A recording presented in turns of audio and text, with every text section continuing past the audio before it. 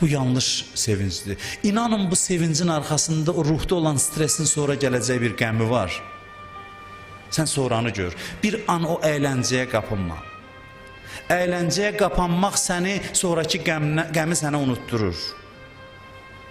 Filmə baxmayaq bəs, baxaq, amma bilək nəyə baxırıq. Filmə baxmamışdan qabaq, bilək, yaxud da davamında baxaq görək ki, bu mənə yalancı həyəcan verib məni sevindirmək istəyir, əyləndirmək istəyir.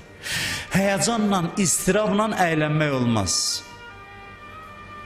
Naaram ruh heç vaxt şad ola bilməz. Hansı filmlərə baxaq, gözəllik göstərsin bizə, dəyər göstərsin, bizi aram eləyib sevindirsin. Gözəlliyi görəndə insan sevinir. Gözəlliyi təlqin eləsin insanlara. Kəskin süjetli filmlərə baxıb, ruhu istiraba gətirib, şadlıq keçirmək günümüzün bəlasıdır. Bunların hamısının arxasında ağır bir